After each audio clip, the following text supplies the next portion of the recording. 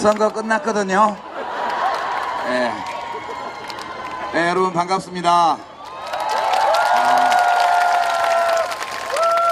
사람 사는 세상이 돌아와 우리 노무현 대통령님의 8주기를 맞아서 여는 시민문화제입니다. 이 자리에 함께 하신 모든 시민 여러분 환영합니다. 이제 이야기를 시작하기 전에 소개를 해야겠죠. 예, 저는 진보 오용 지식인 유시민입니다.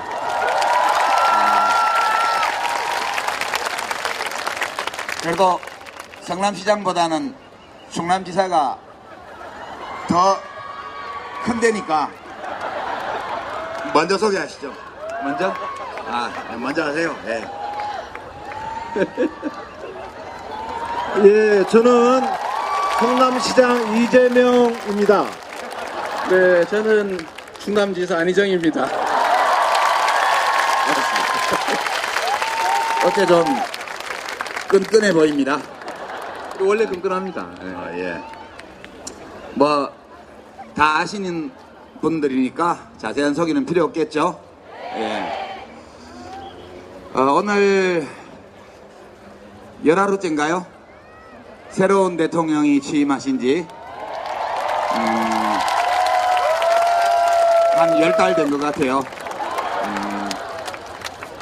오늘 여러가지 지금 시국 상황이나 우리나라 현실 또 새 정부에 대해서 거는 기대 또 우리 노무현 대통령님에 대한 우리들의 마음 이런 것들 함께 나눠보는 시간인데요. 1시간 동안 진행하도록 하겠습니다. 네, 먼저 저는 뭐 한 10달 된 것 같다 그렇게 말씀드렸는데 소감을 우리 안지사부터 한번 요 근자에 우리나라 새로운 정부를 맞이한 대한민국에 대한 어떤 느낌, 소감, 기분, 뭐 생각 뭐든지 좀 말씀해 주시죠. 예, 하여튼 뭐 새로운 세상을 보는 것 같습니다. 그리고 국민 여러분이 선택한 새로운 대통령과 새로운 정부 그리고 문재인 대통령 이 시대에 상쾌한 공기처럼 세상이 모든 사람에게 좀 더 많은 환한 웃음과 좀 더 잘 될 거야 라는 기대 이런 것들이 곳곳에 우리 모두에게 활력을 주는 것 같습니다. 그리고 문재인 대통령 지난 열흘 이렇게 보면 굉장히 준비 많이 하신 것 같다는 느낌을 확 받습니다. 그렇지요? 네. 그리고 또 한편으로는 임종석 비서실장에서부터 지금 현재 이 수석들까지 우리 사회에 많은 좋은 분들이 곳곳에서 많이 이렇게 성장해 있구나 이런 걸 느끼면서 문재인 시대는 대한민국의 새로운 시대를 이제 만들 것이다라는 기대 이런 것을 저도 크게 갖게 되는 열흘이었습니다. 네. 예, 역시 예. 시골에서 행정만 하더니 말이 더 재미없어졌어요 옛날보다. 네. 더 노력하셔야 될 것 같죠? 네. 더 준비하셔야 될 것 같아요. 네. 다음에는 더 준비된 후보가 되시기를 바랍니다. 네. 우리 이재명 시장님.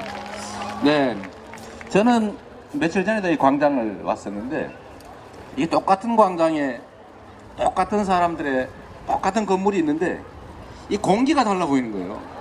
어떻습니까? 자, 그래서 이 변화 저는 요새 제가 청와대에 앉아 있는 것 같아요. 왜 그러냐면 제가 하고 싶은 걸 다 하고 있는 거예요. 특히 최근에 저는 가능한 말 안 하고 가만히 있으려고 저 항상 가만히 있는 게 도와드리는 거거든요. 근데 그 윤석열 그 서울지검장 임명하는 거 보고 야 진짜다 이런 생각이 들어요. 우리가 해야 될 제일 중요한 과제가 이 공정한 세상을 만드는 건데 공정하게 만드는 것도 중요한데 말이에요. 이 불공정한 게임에서 이익 보는 사람들 이익 보지 못하게 하는 거 이게 정말 중요하거든요. 이게 이 나라를 망쳤는데 그걸 정리하는 일을 지금 청와대에서 아주 신속하게 아주 좋은 사람을 골라서 하는 걸 보고 아 내가 하고 있구나 이런 느낌이 드는데 어떻습니까? 개인적으로 하나 좋은 것도 뭐냐면 압수수색 걱정을 안 해도 된다는 거지 이제는. 만약에 나쁜 짓 안 했는데 수없이 압수수색을 당했거든요. 그래서 이제는 압수수색 좀 안 나오면 좋겠고 저희 공무원들이 한 100명 가까이 입건돼 있어요. 트위터 많이 했다고. 네, 트위터 했다고. 시정 홍보를 한 게 아니라 시장 도와준 거 아니냐 이래가지고 이제 앞으로 그런 일 없겠죠? 그래서 우리 제가 마치 정말 하고 싶었던 일을 다 하는 게 있어서 청와대에 내가 앉아서 내가 지키고 있나 이런 느낌이 드는데 여러분도 그러시죠? 국민이 주인인 나라 진짜 되는 것 같습니다. 정말 기분 좋아요. 네. 감사합니다. 예. 아깝죠. 아깝긴 하지. 근데 그걸 얘기하면 어떡해요? 좀만 잘했으면 내 가족이 있을 수 있었는데. 그건 아니에요. 그건 아니고? 그거 안 되는 거 알았고요. 더 잘 준비해야 돼. 저번에 전화하셔가지고 나보고 그거 더 하지 말라고 그랬잖아, 이제. 언제 내가 그랬어요? 전화해가지고요. 더 오버하지 말 거라 그랬어요, 저한테. 예. 다들 기대가 많으신데 저는 사실 기대도 많고 그렇긴 한데 걱정이 좀 있었어요. 있었고 지금도 좀 있고요. 제가 이제 진보 의용 지식인 하겠다고 그랬더니 어떤 분들은 좀 오해를 하시더라고요. 제가 하겠다고 그랬지 남들 보고 하라고 한 적 없거든요. 그러니까 제가 그 말을 한 거는 정부가 원래 대통령도 그렇고 정부도 그렇고 잘하는 일도 있고 하다 보면 또 판단착오나 실수나 잘못도 있을 수 있죠. 근데 잘한 거를 잘했다고 얘기를 하면 친정부, 어용 이런 소리 들을까 겁이 나서 잘한 거는 조명을 안 해주고 좀 못한 것만 두들겨 패면 그거는 균형 있는 언론이 아니죠. 그래서 저는 제가 진보 의용 지식인 되겠다고 한 거는 그런 소리 듣는 것을 두려워하지 않고 실사구시 있는 그대로 그렇게 얘기하겠다 그런 뜻으로 말씀드린 거예요. 뭐 어느 신문사나 방송사나 언론인들 보고 그거 해달라고 한 게 아니거든요. 오해 마시기 바랍니다. 예, 그래서 우리 모두가 좀 그렇게 있는 그대로 대한민국을 보면서 있는 그대로 정부, 있는 그대로의 정책, 있는 그대로의 대통령을 보면서 이렇게 각자 판단하고 평가하고 참여하고 이렇게 한다면 대한민국 잘 되지 않을까 그런 기대를 가져봅니다. 제가 그 얘기 잠깐만 할까요? 저번에 우리 당선 확정되는 날 우리 안혜정 지사께서 그 말씀 해주셨는데 저도 이제 행정을 하니까 뭐 소규모긴 하지만 좀 왜 그러세요? 행정을 하니까 이게 상대성이 있어요. 예를 들면 절차도 좀 거쳐야 되고 입장도 한번 들어보는 시간도 가져야 되고 이 타이밍이 있거든요. 근데 이제 밖에서 보면 바로 해야 되는데 저거 왜 저리 머뭇거리나. 그리고 가끔씩은 상대방 입장을 고려한 정치적 상대방들 입장을 고려한 이제 소위 멘트도 좀 해줘야 되고 하는데 그걸 확 물고 늘어지면 다음부터 진짜 주저앉아 버립니다.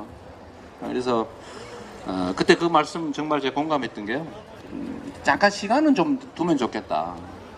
물론 정말로 잘못하면 지적해야 돼요. 우리 전체를 위해서. 근데 거기에 잠깐 타이밍상 좀 빠르지 않다. 좀 느리다. 이럴 때 조금 기다려주는 건 좋지 않을까 싶습니다. 예. 자, 오늘 노무현 대통령님 8주기를 맞아서 하는 행사니까 이제 돌아가신 분 얘기도 좀 해야겠죠? 예. 그래서 두 분께 좀 드릴 질문이 사실 이 질문은 제가 준비한 게 아니고 재단에서 물어보라고 저한테 준 거예요. 우리 이재명 시장님과 안희정 지사님께 노무현 대통령은 무엇인가? 나에게 노무현 대통령은 어떤 존재인가? 너무 아내만 사랑하지 마시고, 예. 안 지사님부터 하실래요? 예. 저에게 노무현 대통령은 한동안 저의 모든 것이었어요. 예. 한동안만. 예. 근데 지금 계속 모든 것이라고 하면은 제 아내가 싫어할 것 같아서. 저 정치를 하면서 노무현 대통령을 만나서 노무현 대통령을 모시고 일하는 모든 기간이 행복했습니다. 그와 함께 했던 모든 시간이 행복했습니다. 왜 또 영화 찍어요? 아, 그런가요? 얘기하다 보니까 갑자기 그 대사가 생각이 나네요. 그래서 노무현 대통령은 저한테 스승이었고 가장 하여튼 스승이었고 아버지 같고 하여튼 다양한 역할을 저한테 다 해주셨어요. 그래서 노무현 대통령은 나의 모든 것이었다, 이런 생각을 합니다. 이재명 시장님. 네.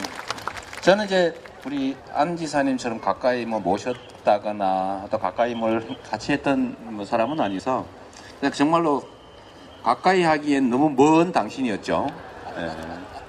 제가 그래도 우리 민주사회를 위한 변호사 모임 같은 회원이었고 하지만 이 회원도 급이 있지 않습니까? 보기가 어려운 거예요. 그런 분이셨는데 제가 구체적으로는 사실 이제 사법연수원 다닐 때 제 마음으로는 이제 어떻게 저 군사 정권에 임명받아가지고 판검사 하지 말자고 마음은 먹었는데 막상 먹고 살 자신이 없었어요. 26살에 개업을 해서 어떻게 먹고 살겠어요? 근데 그 용기를 주신 분이 노무현 대통령이세요. 그때 이제 노동인권 변호사 활동을 하고 계셨는데 사법연수원에 강연을 처음 오셔가지고 참 이런저런 얘기 많이 하시는데 재밌는 분이시잖아요. 그때 정말 재밌더라고요. 뭐 하면 안 되는 얘기도 막 하고 그랬어요.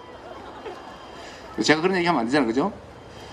근데 그 중에 제가 그때 배운 거죠. 변호사는 굶지 않는다. 근데 그거 되게 중요한 사실이었는데 어쨌든 그분 말씀을 듣고 제가 소위 노동인권을 하는 변호사 개업을 하기로 결정을 했죠. 그래도 역시 강연원 변호사님이셨고 저희는 연수생이었고 그 후에도 민변 같은 회원이었지만 멀리 계시고 또 너무 높은 분이고 잘 못 봤는데 그래도 결국은 이제 제 모든 가치 또 지향 이런 것들의 전부였다라고 저는 생각합니다. 물리적으로 가까이 하지 못한 아쉬움은 있었지만 그래도 그분이 가지고 있는 사람 사는 세상에 대한 꿈 저는 대단한 게 아니라 그냥 상식이 통하는 세상, 원칙이 관철되는 세상, 공정한 나라, 법이 지켜지는 나라 이런 걸 모두 원하지 않습니까? 그 말씀을 우리 노무현 대통령께서는 그냥 일상적으로 말씀하셨던 건데 저는 어쨌든 그분 말씀 때문에 길을 어쨌든 확신 갖고 가게 됐고 그 후에도 제가 정치에 들어온 것도 사실 우리 노무현 대통령님의 그 정치 개혁 덕에 온 거 아닙니까? 원래 정치라고 하면 있는 재산 다 털어붓고 당선되면은 또 도둑놈 되고 떨어지면 거지 되고 원래 그런 거였거든요. 그래서 용기 있는 나쁜 사람만 하는 게 정치였는데 그 노무현 대통령이 돈을 못 쓰게 만들었고 총재한테 안 빌어도 기관당원 투표하면 후보되게 만들어놨고 또 비용 다 합법적인 비용을 돌려주고 이러니까 안 할 이유가 없잖아요. 그래서 저도 이제 정치 인생을 들어오게 된 게 어떤 우리 노무현 대통령의 정치 개혁 덕이어서 저는 진짜 많이 졌죠, 쉽게 말하면. 고맙게 생각합니다. 저의 정신과 가치, 원칙 이런 것들을 만들어주신 분이어서 그렇습니다. 그 노무현입니다라는 영화 아직 개봉 안 했나요? 아, 그렇군요. 25일 날 개봉하나요? 노무현 대통령 관련되어서 영화나 이런 걸 보면서 노무현 대통령을 다시 추억해요. 맞아, 내가 저래서 저 사람한테 뿅 갔어. 이런 느낌들. 근데 그게 뭐냐면 와, 정말 깨끗해요. 막 맑은 거울을 보는 것 같아요. 그것은 지식이나 이런 걸 가지고 말을 잘해서 되는 문제도 아니고 하여튼 뭔가 우리가 생각하는 어렸을 때 그 정의감과 도덕감을 가지고 이렇게 봤었을 때 그 정말로 깨끗한 그 정의감, 깨끗한 분노, 그런 느낌을 줘요. 그것은 이 먹물쟁이들이 쉽게 못 배워요, 그걸. 네. 이 뭔가 이렇게 자꾸 세상을 지식을 가지고 이렇게 배웠던 사람들은 원래 날것에 자기 정의로운 감정을 가지고 세상을 보는 게 아니라 논리를 가지고 자꾸 세상을 보기 때문에 노무현 맛이 안 나와요. 예. 그래서 노무현 대통령 관련돼서 영화를 볼 때마다 참 넘사벽이다 이런 생각을 합니다. 예. 예, 자꾸 비교하시지 말고요. 자꾸 비교하시는데 비교할 필요 없어요. 우리 각자 다른 인격의 주체니까요. 제가 노무현 대통령을 생각하면 여러 가지 서로 충돌하는 감정이 생겨요. 저는. 여러분들 혹시 누구 좋을 때, 어떤 사람 좋아할 때 그 사람 완벽해서 좋아해요? 엄청 훌륭하기 때문에만 좋아합니까? 그게 아니잖아요. 사람 좋은 거는 그냥 좋은 거잖아요. 저는 노무현 대통령이 이제 단적으로 말하면 이 세상에 단 하나였던 사람이라고 생각해요. 굉장히 독특한 분이세요. 결함이 없는 분이 아니고 결함이 많았어요. 근데 그 결함을 다 채우고도 남을 만한 강점, 장점, 미덕을 가진 분이셨거든요. 어찌 보면 한 사람의 인격 안에 우리 호모사피엔스가 집단적으로 다 가지고 있는 온갖 면들이 그 사람 한 사람 안에 다 모여있다는 느낌이 들 때도 저는 있었습니다. 그래서 저한테 노무현 대통령님은 좀 아직도 상처예요. 상처. 이렇게 생각하면 좋은 것만 더 떠올라야 되는데 그렇지 않은 감정들도 굉장히 많이 떠오릅니다. 그래서 왜 이 상처가 남았을까 이렇게 생각을 해보니까 되게 우리 노무현 대통령님은 내 삶의 의미가 뭔가 이거를 굉장히 젊었을 때부터 돌아가시는 그날까지 계속 고민하셨던 분이라는 생각이 들어요. 계속 고민하신 거죠. 그렇게 살아가신 것도 그렇게 떠나가신 것도 어찌 보면 당신의 인생의 근거, 삶의 의미 이런 것들을 계속 탐색하는 과정 그리고 그 결과로서 온 것이 아니었나 이렇게 생각하고 사실 좀 너무 일찍 가셔가지고 그죠? 너무 일찍 가셔서 아쉽지 그분의 삶 자체는 되게 괜찮았던 것 같아요. 저는 그렇게 생각하고 예.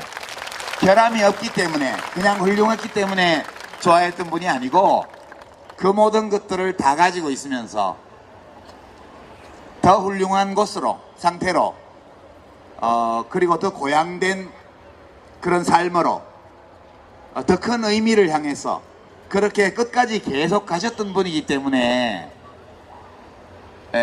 이렇게 좋아하는 마음이 여전하고 끝까지 못 가셔서 상처로 남은 게 아닌가? 그런 생각이 좀 들어요. 이 상처를 어떻게 다 치유할지에 대해서는 좀 이따 좀 더 얘기할 기회가 있을 거라고 저는 믿습니다. 예. 여러분 23일 날 동아에서 추도 행사 있는데 못 가시는 분이 많죠? 그래서 그 못 가는 거 아쉬움 달래리고 오늘 여기 오신 거잖아요. 그죠? 예. 그러면 그날 가시는 분은 가시고 못 가시는 분은 또 인터넷 생중계 보면서 아쉬움을 달래기로 합시다. 대통령께서 만약 살아계셨더라면 지난 겨울에 촛불 집회와 대통령 탄핵 헌법재판소의 인용 결정 그리고 이번 대통령 선거의 결과를 보시면서 어떤 감정을 느끼셨을까 되게 궁금해져요. 제가 대통령께 감정이입을 해가지고 생각도 해보고 그러거든요. 근데 이러실 것 같아요. 야, 기분 좋다. 그러실 것 같아요. 그래서 두 분은 촛불 집회에도 쭉 같이 하셨는데요. 지난 6개월 동안 우리가 함께 겪었던 이 대한민국 국민들, 촛불을 들고 광장에 나왔던 시민들뿐만 아니라 나오진 않았지만 마음으로 함께했던 모든 시민들을 생각할 때 여러 가지 소회가 있을 것 같아요. 그죠? 이번에는 이재명 시장님, 너무 대중에게 아부하는 발언 하시지 말고 확실하게 본인의 소신을 어필하도록 제가 해보세요. 예. 우리 유 선배님이 그렇게 말씀하신다고 해서 안 할 사람이 아닙니다. 사실 작년 이제 10월 말부터 시작됐던 이제 촛불 집회는 처음에는 정말로 성경 구절처럼 미약했지 않습니까? 그런데 결국은 깨어있는 시민들이 조직해서 실제로 세상의 큰 흐름을 바꿨죠. 저는 이게 집단지성이 행동한 결과다라고 생각합니다. 사실 아마 처음에 촛불 들고 나올 때 박근혜를 탄핵 또는 퇴진시킬 수 있다 현실적으로 이렇게 믿고 확신하고 한 사람 그리 많지 않았을 거예요. 그러나 이게 가야 될 길이니까 이렇게 무시당하고 살 수는 없으니까 결국 치열하게 싸웠던 결과로 대한민국 헌정사에 없는, 어쩌면 뭐 세계 정치사에도 쉽지 않은, 국민들의 힘으로 단 한 명의 부상자도 없이 어떤 피해도 없이 대통령이 권좌에서 물러난 이런 역사적인 일을 만들어냈는데, 아마 이것 대한민국 역사에도 미래에 큰 사건으로 기록될 정말 큰 일이라고 생각됩니다. 결국은 오늘 계신 분들 실제로 뭐 전국 5천만으로 치면 얼마 안 되잖아요. 그러나 이렇게 모여있는 분들, 그리고 이걸 작게 실천하는 분들 때문에 세상은 바뀌는 거죠. 저는 거대한 그 역사의 전환, 그 전환점에서 저도 사실 두렵다는 느낌이 많이 들었습니다. 정말로 어떻게 할 수 없는 이 흐름이라고 하는 거. 또 사실 더 짜릿하기도 했고요. 여러분 그러지 않았어요? 짜릿했잖아요, 그죠? 그래서 결국 저는 여의도에서 이제 탄핵 의결하는 날 제가 거기 있었는데 정말로 눈물 났습니다. 이게 국민의힘이고 또 조직된 또는 깨어있는 소수 국민들의 행동하는 힘이 세상을 바꾸는 현장을 제가 직접 봤기 때문에 정말 감동적이었어요. 야부한 거 아니죠? 역시 예상되었던 답변은 예상되는 예상을 못 벗어나고 있습니다. 안 지사님. 예, 우리 역사에서 드디어 우리는 국가를 평범한 시민들이 한번 극복해 본 거 아닐까요?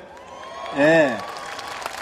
늘 국가는 크고 관과 정부는 높고 위대하고 지엄한 분들의 존재이고 백성은 무지렁이일 뿐이고 기껏해야 밀란 한번 일으켰다가 진압당하는 존재였던 그 역사. 잘해봤자 청원운동 한번 하는 역사.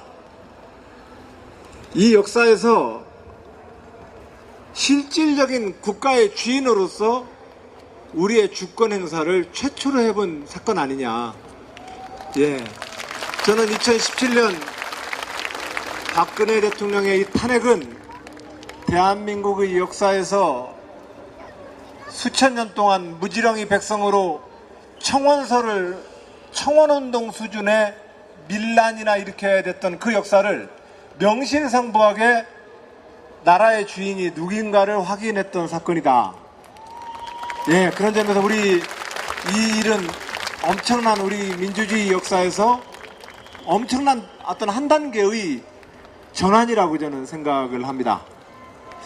근데 이제 직업 정치인인 저 입장에서 보면 참 두려운 순간입니다. 까불면 저렇게 당합니다. 말 안 들으면 저렇게 혼나게 되어 있습니다. 그런데 직업 정치인으로서 갖는 늘 어려움은 그럼에도 불구하고 제 소신이 여러분 모두를 위해서는 그 길이 아니라고 얘기를 해야 되는 그 순간입니다. 그 순간에 얘기를 잘못했다가는 무섭게 혼나거든요. 과연 그 순간에 저는 얼마나 더 용기를 낼 수 있을까? 또 한편으로는 얼마나 더 깊이 있게 국민 여러분께 나의 이 소신을 잘 전달할 수 있을까? 제가 이번에 경선 때 선의 발언 가지고 한 달을 두드려 맞지 않았습니까? 지나보면 그 두드려 맞은 말 아니에요, 사실. 또 고집 근데- 부린다. 또 고집 부려. 근데 거의 뭐 한 2주, 3주를 두드려 맞는데 뭐 거의 나중에는 뭐 잠도 못 자겠고. 그러나 정치인이 또 직업 정치인이 지 소신이 있어야 합니다. 왜냐면 그것은 자기가 똥꼬집을 피는 게 아니라 내가 살아왔던 이 역사와 5천만 국민에 대해서 옳은 길이라 한다면 딱 버텨야죠. 얘기를 드려야 되는 거 아닙니까?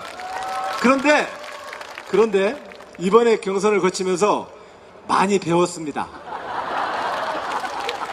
어떻게 아버지 어머니의 회초리를 피해서 제 이야기를 잘 전달해야 될지 조금은 배웠습니다. 다음에는 제가 정말로 잘 말씀을 전달하도록 하겠습니다. 예. 저는 이제 이번 촛불 집회 탄핵을 보면서 이게 점차 업그레이드 돼 가는구나. 이게 사실 우리 촛불 집회의 원조는 3.1 운동이라고 생각해요. 저는 3.1 만세 운동이요. 3.1 만세 운동은 일본 총독부가 완전히 짓밟았죠. 짓밟혔습니다. 그 뒤로도 수십 년 동안 우리가 자유를 얻지 못했어요. 그 다음 두 번째 업그레이드 버전이 4.19였거든요. 4.19를 일으켜서 대통령을 쫓아내고 새 정부를 세웠는데 1년도 못 가가지고 박정희 군부 쿠데타 세력한테 뺏겼잖아요. 그죠? 그 다음에 거기서 다시 한번 업그레이드 한 게 6월 항쟁이었다고 봐요. 1987년. 그때는 제도를 바꿨습니다. 대통령 직선제. 근데 대통령 누가 됐어요? 전두환 친구, 쿠데타 2인자, 내란 목적 살인범, 이 대통령이 됐잖아요. 이번이 4차 버전이에요. 이번 촛불 집회는 헌법 절차에 따라서 대통령을 탄핵했고, 그리고 촛불 시민들이 원하는 사람을 대통령으로 만들었잖아요.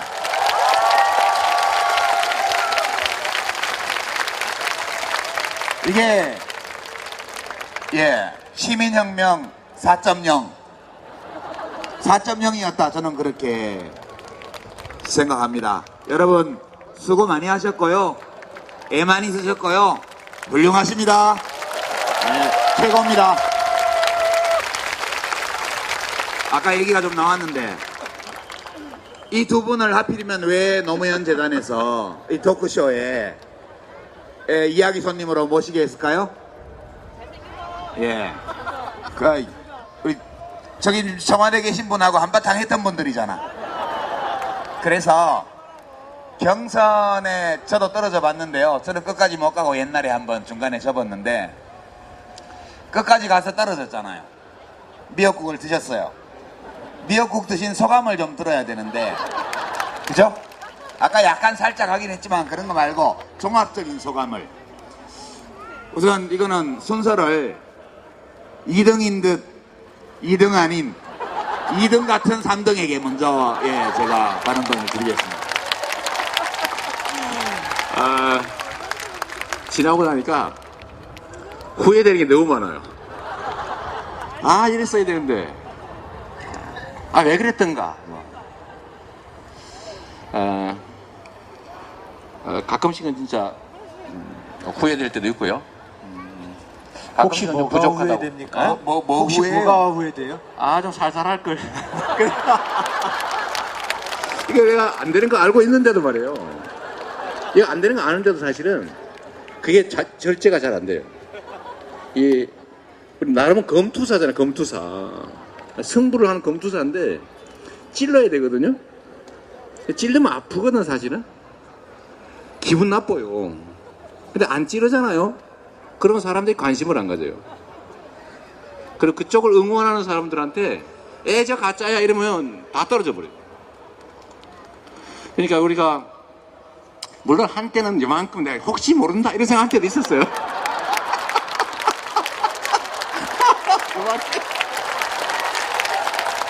아니 이게 시민들은 다 아는데 후보들만 몰라. 이런 거. 본인만 몰라, 본인만. 아, 그걸 또 있어요. 주변 참모와 지지자들은 또 있어요. 네. 그런데, 그래서 결국은 이제 좀 더 크게 보면 우리가 제가 자주 했던 얘기가 전쟁이 아니라 경쟁이다. 우리는 하나의 팀이다. 이긴 쪽을 우리 지원하기로 약속하고 또는 진 쪽의 지원을 받기로 각서 쓰고 하는 게임이다. 이런 얘기를 많이 하고 있는데 어쨌든 그 과정이 이제 격렬해지고 또 맞으면 성질나잖아요. 사람인데 원래 맞아도 흔들리면 안 되거든요. 권투할 때는 이게 주먹이 확 날라오면 눈을 딱 뜨고 감정을 유지해야 되는데 맞으면 성질나. 그러면 또 막 우리도 그리고 이게 이제 잘 절제가 돼야 되는데 그걸 못했던 좀 아쉬움이 좀 있어요. 아쉬움 정도가 아니겠죠. 근데 그때 왜 우리 유시민 작가께서 복이 안 됐던가 봐요. 전화를 했더라고 한번. 제가 강원도에 어디 가 있는데 강원도 가서 뭐 행사에 가고 있는데 전화가 왔어요. 그만 페이스 조절을 하시오. 그렇게 말 안 했어요. 뭐라 그랬었어요? 하여튼 그러셨어요. 길게 보고 하세요 그랬지. 그래서 뭐 그 말씀도 도움이 많이 됐고요. 지나고 나니까 지금은 그래서 저는 사실 저도 확신이 있지 않습니까? 내가 더 잘할 거다. 실력이나 뭐 세력은 부족해도 내가 훨씬 더 잘할 수 있다 이렇게 믿었는데 아까 말씀드렸던 것처럼 요새 물론 한 열하루 되고 이게 이제 5년을 유지해야 되는데 계속 쭉 그죠? 국민들이 야 진짜 잘한다. 막 87%가 그냥 계속 임기 끝날 때까지 유지되면 좋겠는데 저 그렇게 될 거라고 믿고 또 그렇게 되도록 노력해야 된다고 생각해요. 근데 그때는 이 시장님 네. 이렇게 주권자 앞에서 꿇을 때는 네. 팍 꿇어야 돼? 바꾸려야 돼. 이렇게 반성문을 쓸 때는 화끈하게 써야 돼. 뭐 어리버리하게 애매하게 말하지 말고 내가 다시 경선을 지금 시작한다면 이거 하나만큼은 그때와 다르게 하겠다 한번 얘기해봐. 제가 진짜 그걸 지금 계속 다짐을 하고 있는데 정말로 내 얘기만 해야 되겠다. 진짜 그 다짐하고 있어요. 아무 도움이 안 되는 거를 그래서 이거는 정말 사실 저희도 참모진하고 많이 싸우거든요. 그래서 참모를 갈아치워요. 지금 한번 심하게 싸운 일도 있어요. 근데 어제 거기는 막 그래서 제가 아니 저 상대가 상처를 입는다고 해서 우리가 좋아지는 건 아닌데 내 생각은 그건데 해야 된다는 거예요. 그래서 근데 그것 때문에 약간 이렇게 자꾸 후벼 파고 이런 것 때문에 신경질 낸 사람이 많았는데 용서하십시오. 그렇지. 이렇게 이렇게 뭐 첫 경험이라서 그렇지. 처음이라서 그래. 처음. 다음에는 더 잘할 수 있을 거야. 아무 도움이 안 되는. 예. 그래서 경험치고는 좀 가혹한 경험을 한 거죠. 하여튼 저는 위로 안 하셔도 됩니다. 근데 지금은 보니까 제가 더 잘할 거라고 생각했는데 제가 하고 싶은 걸 거의 다 하고 계셔서 정말 아까 말씀드렸던 것처럼 잘 됐네 이런 생각이 듭니다. 예. 그리고 거기까지? 한편으로 이것도 있어요. 제가 경선 때 그렇게 막 안 했으면 그렇게 안 됐을지도 모른다 라는 자위성 생각도 좀 하고 있어요. 감사합니다. 반성문이 이 정도는 돼야겠죠, 그죠? 예. 그러면 이제 하마터면 3등을 할 뻔했던 2등한테 뭐 사실 지나보면 다 정해져 있었던 거 아닌가 싶어요. 어대문. 예. 근데 괜히 잡아뜨리지도 못할 대들보 기둥을 붙들고 앉아가지고 용 쓴다고 허리 아프고 용만 태바가지로 먹고. 그런데 저는 그런 말씀을 드리고 싶어요. 대한민국 헌정사에서 이번 경선처럼 이렇게 재밌게 깔끔하게 한 경선 없었습니다. 예. 저는 그 모든 것이 여러분들이 만들어낸 결과라고 생각을 합니다. 누군가가 더 나갈 때 여러분들은 우리를 꾸짖어 주셨고 더 이상 더 오버하지 못하게 늘 어떤 틀에다가 우리를 가두었습니다. 예. 승복해하고 그 국민의 뜻에 따라야죠. 거기 뛰쳐나가면 국물도 없습니다. 그런 측면에서 이번 전체적인 이 경선마저도 사실은 주권자 여러분들이 이미 틀을 가지고 좀 몰고 가셨던 겁니다. 다만 이제 후회가 있다면, 좀 더 잘할 걸, 이렇게 후회가 있다면, 이건 당신은 잘 못해, 이건 내가 더 잘할 수 있어 라고 하는 이야기를 좀 더 솔직하고 더 분명하게 얘기를 했어야 됐어요. 그래서 상대를 공격하는 게 아니거든요. 근데 그것은 두 가지 이유 때문에 못하겠더라고요. 하나는 제가 준비가 부족했기 때문에, 내 마음 나도 몰라, 그러니까 표현이 잘 안 되는 거예요. 그러니까 내가 준비가 부족했기 때문에 좀 더 정확하게 얘기를 못하고 자꾸 신경질만 내게 되는 거거든요. 아는구나. 예. 이게 우리 모든 일상적 대화나 여기 대선 후보들 경쟁이나 똑같습니다. 내가 일상적으로 대화가 잘 안 되는 이유는 나도 내 마음을 잘 모르기 때문에 대화를 못하는 경우 있고, 두 번째로는 이거 얘기했다가 저 사람 마음 다칠까봐, 또 저 사람이 마음을 다치면 내가 저 사람한테 또 공격당할까봐, 이 두려움 때문에 못하는 거거든요. 근데 이 두 가지 모두 저는 이제 지금 정치인이니까 내가 대통령이 된다면, 나에게 대통령의 지위를 준다면 나는 이러한 대한민국을 만들겠다를 좀 더 상세하고 분명하게 얘기를 했어야 됐다라고 하는 것 하나와, 또 하나는 그 관계를 뛰어넘어서 용감하게 내 이야기를 했어야 됐다. 근데 이 두 가지가 저한테는 굉장히 많은 공부가 되었던 시간이었습니다. 그러나 결과적으로 보면 누가 나오더라도 이긴다 그러면 그냥 문재인 대통령 하라고 이미 결정하고 계시잖아요. 네. 저는 그렇다고 봐요. 그것이 이미 문재인 후보로 지난번 2012년 대선을 아깝게 지고 지난 5년 동안 문재인 대세로로 표현되었던 국민들의 큰 여론이었다고 생각을 합니다. 그걸 그때는 몰랐어요? 아니, 알았죠. 알았구나. 이제 거기에 한번 도전을 하려고 했다가 이제 처음에 그래서 불펜 투수론이라고 얘기했던 거거든요. 선발이 어려움에 처하면 투입되는 사람. 그런 정도로 쓱 발을 대밀었다가 그러다가 나도 한번 뛰어볼게 하고 나갔다가 딱 나가려고 하는데 이제 된통 또 이제 어려움에 봉착하는 이 과정이었죠. 예, 하여튼 알겠습니다. 많이 배웠습니다. 예. 예.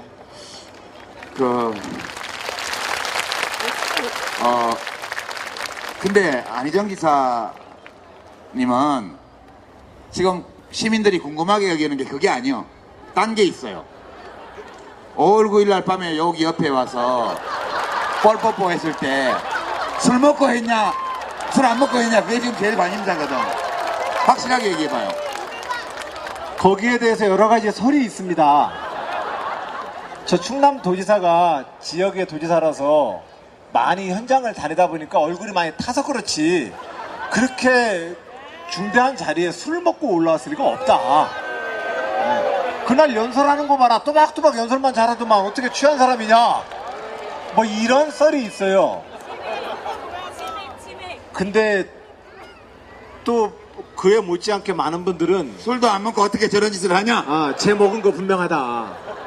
쟤 먹은 거 분명하다. 그런데 그 결과는 나중에 이 역사의 기록이. 근데 분명한 사실은 제가 그 5월 9일 저녁에 무대에 딱 이렇게 올라섰는데 뭐 이재명 시장님 계시고 최성 시장님 계시고 문재인 후보님 계시고 박원순 시장 계시고 추미애 대표 계시고 하는데 이렇게 악수를 하는데, 와, 문재인 대통령이 그렇게 이뻐 보이더라고요. 그 옛날 그 경쟁하기 전에 우리가 만났던 그 모습처럼 굉장히 이쁘고 좋았어요. 자. 그래서 예. 자, 그러면 저도 모르게 하여튼간에 이 자리를 빌어서 무리를 일으켜서 대단히 죄송합니다. 예. 술 먹었어요? 안 먹었어요? 술 먹었죠? 라고 17번을 물어봐야 되는데 이렇게 한 번만 하고 안 먹었다고 하지 않는 걸 보니까 먹은 걸로 인정하도록 하겠습니다. 이제 두 분이 지금 소감을 말씀하셨는데요. 제가 이제 관전자로서 이렇게 감히 어드바이스를 드린다면 우리 안 지사님은 우리 문재인 대통령께서 국회에서 약식 취임식 할 때 읽었던 그 취임 연설 있죠? 그걸 연구하시기 바랍니다. 단문으로 메시지를 내는 거. 그거 하셔야 돼요. 그것만 하면 지지율이 더블로 뛸 거야. 그죠? 말 시작하고 문장 끝날 때까지 한참 기다려야 돼. 집중하지 않으면 안 들려. 단문이라 하면 주어와 수어가 한 개씩만 있는 거. 그거를 하세요. 그러면 예, 잘 될 거예요. 그 진지하게 좀 말씀해 주시죠. 자, 우리 이 시장님은 내가 1월 2일 날 신년토론 JTBC에서 하면서 감정조절 장애 있는 거 아니냐고 물어봤잖아요. 그게 최대 약점이라니까. 그래서 우리 이재명 시장님은 저 사람이 예전에 지난번 대선 경선 때는 조절 장애가 조금 있었던 것 같은데 그 사이에 훌륭하게 극복을 했구나. 이것만 확인이 되면 또 지지율이 2배 오를 거야. 알겠습니다. 아니 근데 이재명 시장님 규절이 안 될 만큼 화가 많이 나요? 아니 제가 그날 1월 2일 날 근데 그때가 치명적인 실수를 했는데 사실은 저한테 기회를 주려고 하신 말씀인데 제가 신년에 이런 말씀도 하시나 이렇게 받아들여 서운했지. 네, 서운하더라고요. 근데 그 판단 착오였던 거죠. 왜 거기서 벌컥 화 안 냈어요? 벌컥 화는 되지 않고 거기 바로 물어봤지. 벌컥 화냈지. 그게 벌컥 화낸 걸로 보이는 거예요? 그렇지. 그래 내가 이렇게 못되게 얘기하면 안 된다고 얘기했잖아요. 그러니까 그럴 때 들어오면 제가 예전에 좀 그런 문제가 있었습니다. 응? 이렇게 탁 털면서 단문으로. 그렇지. 예전에 그런 문제가 있었습니다. 앞으로는 그리 안 하겠습니다. 이렇게 딱 했으면 점수 땄지. 그지? 맞습니다. 그게 아주 훈련 부족이고요. 수양 부족인데 그 말씀이 정말로 맞는 것 같아요. 예. 인정. 인정. 바로 이거예요. 바로 이거. 지금이 얼마 좋아요. 그죠? 이미 상황 다 끝났으니까 그렇지 뭐. 또 그 상황 가봐 그냥 또 이제. 자,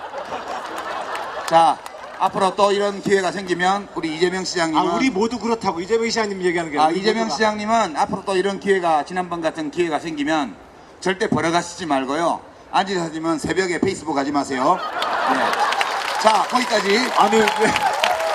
거기까지 하고. 아니 근데 이게 조금 약간 그게 있어요. 우리 충청도가 조금 늦긴 해요. 나 한 달 지나니까 내가 졌다는 느낌이 들더라고요. 그리고 갑자기 막 화가 또 나기도 하고 서운하기도 하고. 그래서 옛날 우리 충청도에 3.1운동이 1919년 충청도에서 끝까지 가장 늦게까지 3.1운동을 했던 이유가 아니 나라를 빼앗겼단 말이요. 그래가지고 그때 시작을 해가지고 끝까지 충청도에서 만세운동을 했다는 얘기가 있어요. 예. 자, 다음번에는 좀 빨리빨리 하시기 바랍니다. 자, 이제 시간도 많이 됐는데요. 지난 일들에 대해서 얘기해 봤어요. 이제 앞으로 일들에 대해서 좀 봐야겠죠. 이제 문재인 대통령께서 뭘 잘 하세요. 그죠? 뭘 잘 하세요. 이제 대통령을 개에 비유하면 안 되지만 제가 그 속담식으로 말하면 무는 개는 짖지 않는다라는 말이 있잖아요. 그냥 물어버리는 거야. 그냥 다. 그냥 중앙지검장은 윤석열 해버리고 그죠? 총리는 사표 받아버리고 보훈처장은 잘라버리고 피우진 씨 임명해버리고 이거 할까요 말까요 어떻게 생각하세요 이런 거 없어. 그냥 님을 위한 행진곡 제창해 이런 거잖아. 이게 상의할 게 있고 안 할 게 있지. 그죠? 자기 권한을 확실히 행사하는 점 이거 진짜 마음에 들어요. 글쎄가 내가 문재인이라는 분을 다 알진 못했구나. 그랬더니 유시민도 잘못 봤대 이렇게 얘기를 해요. 잘못 안 봤거든요. 잘 봤어요. 근데 제가 잘 본 것보다 더 잘하시니까 그런 거지. 그래서 아직 인사도 안 났어요. 다음 주 되면 차관 인사가 난다고 그러고, 그 다음에 이제 월말 지나면 장관 인사가 날 텐데, 문재인 정부 이거를 꼭 하자, 아니면 이렇게 하자, 이런 점에서 두 분이 각자 대통령이라고 생각하고, 지금 뭐 기분이 그렇다며, 본인이 거기 가 있는 거 그렇다며요. 그러니까 내가 대통령으로 생각하고 그러면 이제 이건 이렇게 하겠습니다 라고 말해야 되는데, 대통령이 아니니까 이렇게 했으면 좋겠습니다 이렇게 한번. 제일 중요한 거, 이 시장 둘이 오늘 왜 이래? 예, 먼저 예. 그 우선은 우리가 경선을 참 잘 치렀다고 저는 생각합니다. 그 굉장히 좀 급진적이라고 표현해야 됩니까?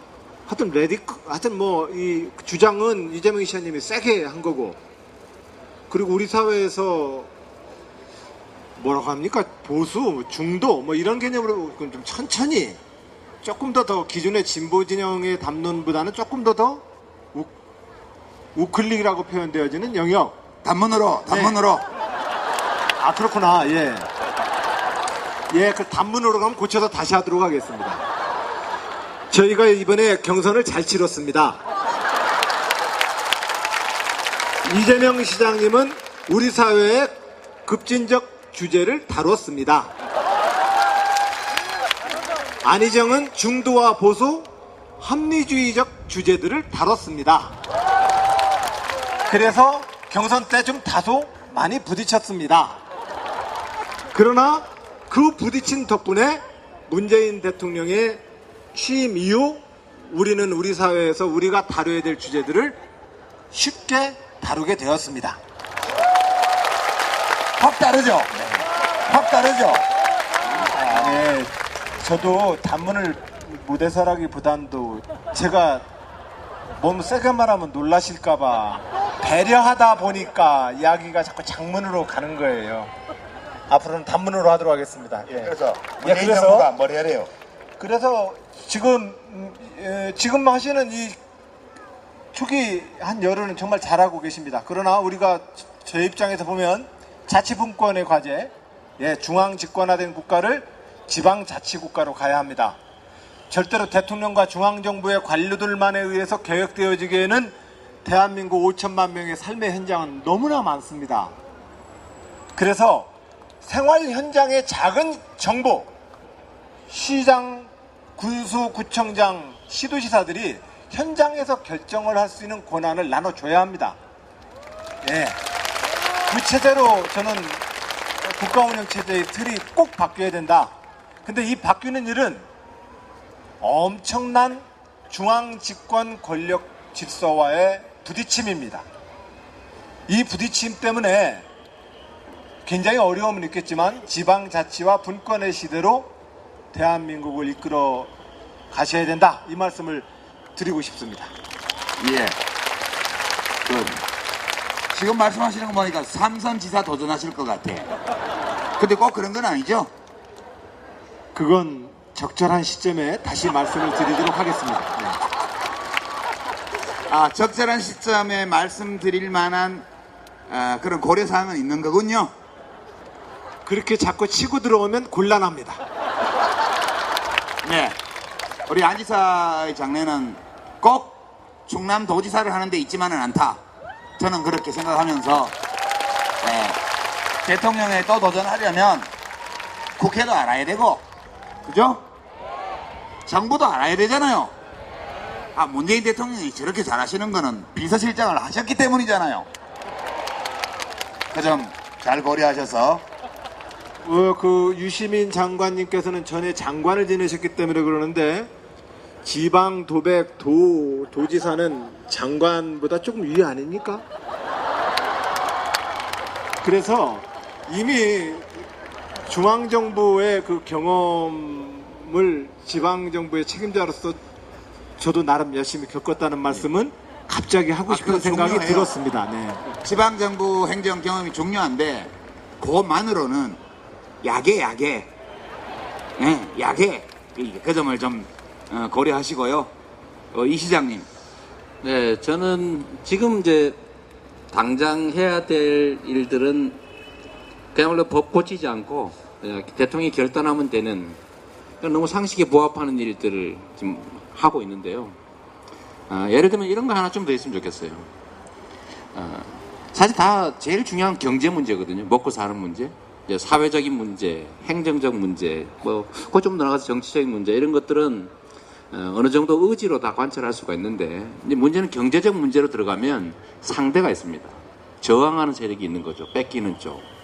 그래서 이 경제적 문제에 손을 댈 때 본격적으로 충돌이 발생하고 또 국민들이 봤을 때는 저것도 못하나? 라는 그런 실망도 느낄 수 있고 하는 시기가 곧 오게 됩니다. 저는 첫째로 일단 경제적 문제가 시급하니까 전기세 좀 정상화부터 해버리면 되겠다. 전기요금. 왜냐하면 이게 공기업인 한전이 하는 일이니까 산자부 시켜가지고 고치면 되잖아, 그죠? 그렇죠. 금방 고칠 수 있어요. 이건 해 하면 하는 거거든요. 그래서 원가 이하로 주는 이제 전기요금 이거 기업에서 제대로 받아라.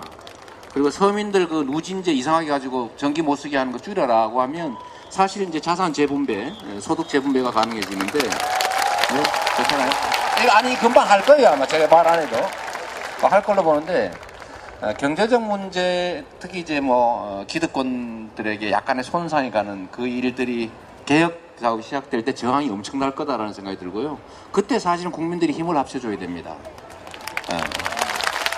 거기에 힘 좀 실어주자고 하는 말씀으로 좀 예. 시간이 이제 10분도 못 남았는데요. 이제 신나게 놀아야지. 공연 보면서. 언제까지 이렇게 얘기만 하고 있어요. 지금 문재인 정부는 이야기할 시간 없어요. 빨리빨리 행동을 해야지. 그죠? 저는 이제 문재인 대통령께서 하시는 일들이 되게 마음에 들어요. 솔직히. 말은 되게 부드럽게 하잖아요.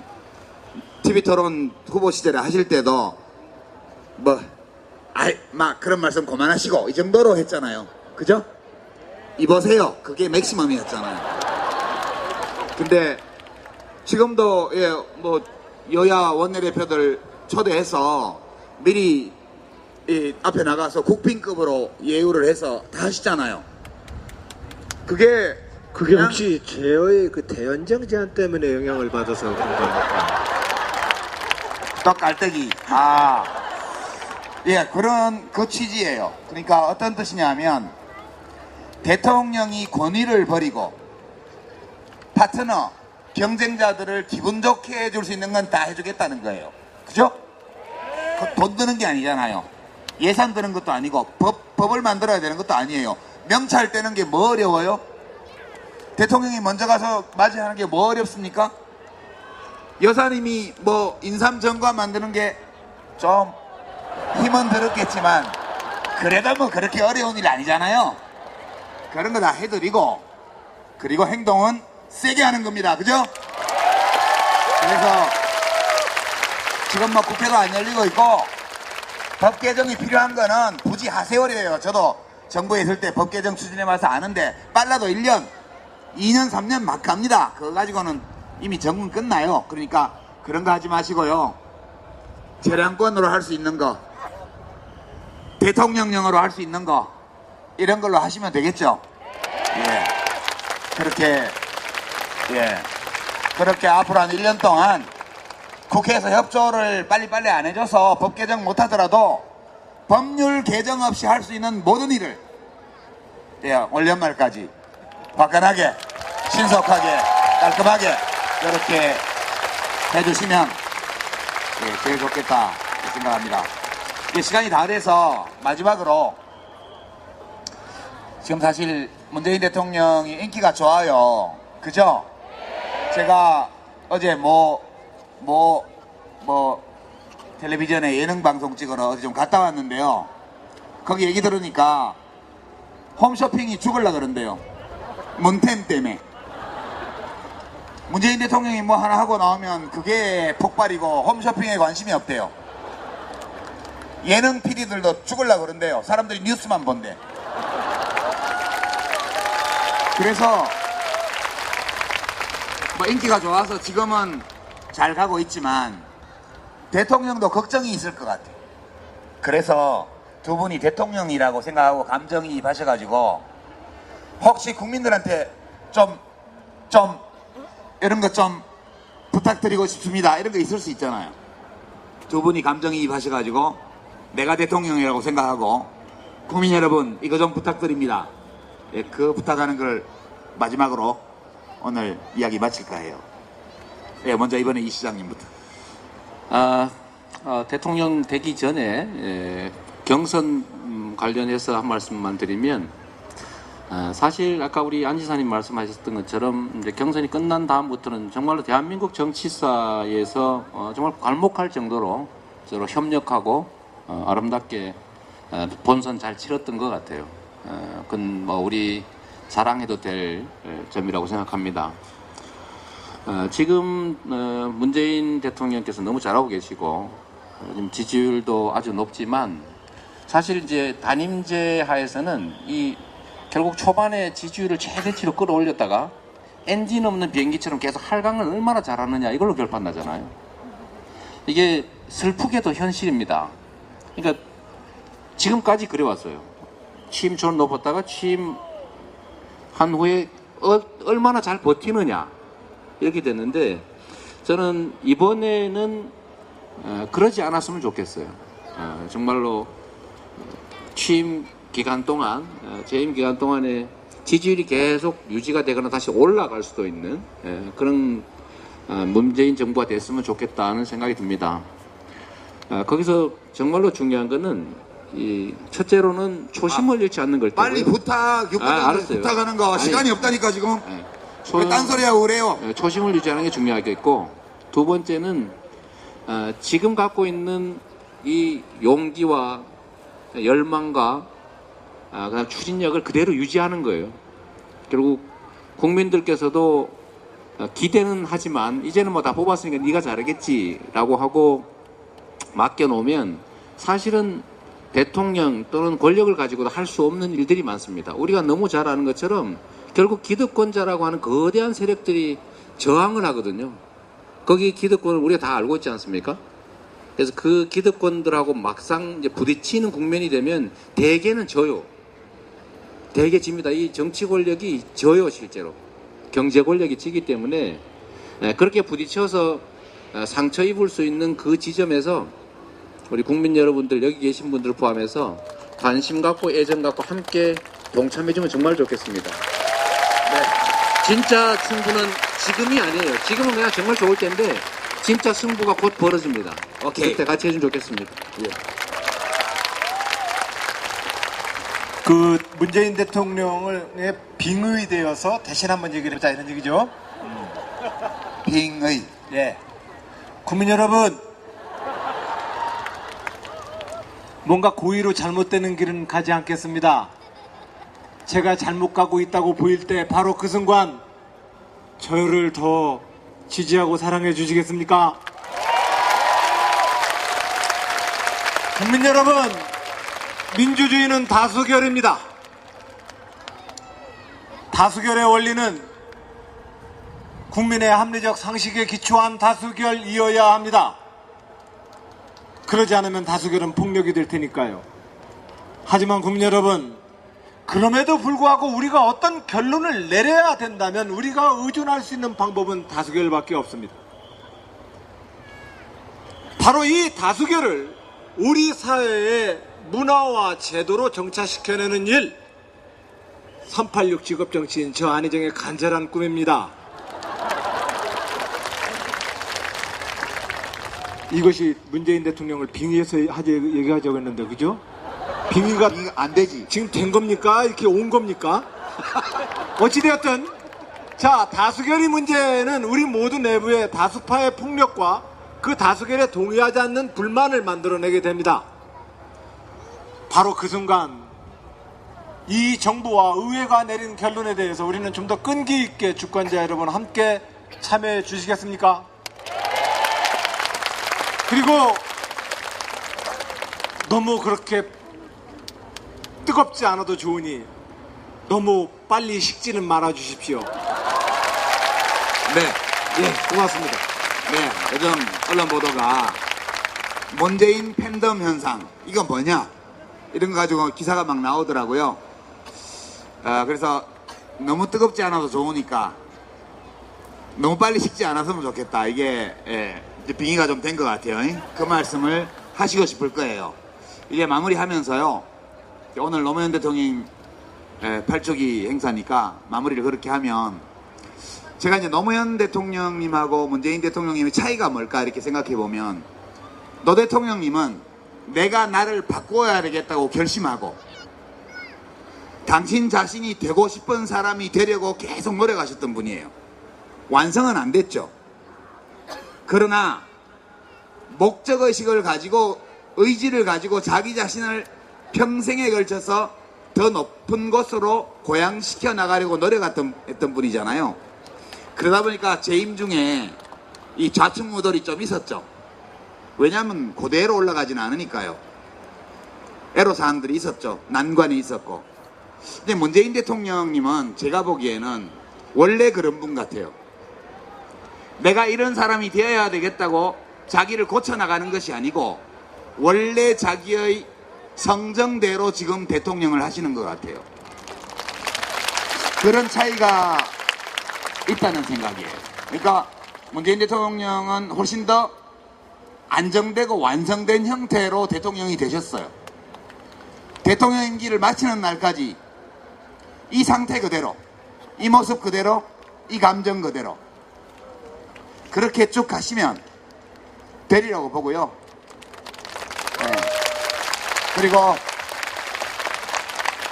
많은 외부 환경의 변화가 이 다도의 바다처럼 잔잔한 문재인이라는 분의 내면에 좀 파장을 일으키긴 하겠지만 그런 파장이 문재인 대통령이 만들어낸 것이 아니라는 것 우리 함께 살펴주시고 앞으로 5년 퇴임하시는 날 여기서 환호를 받으면서 퇴임하실 수 있도록 그렇게 지켜나가십시다. 감사합니다. 감사합니다. 여러분.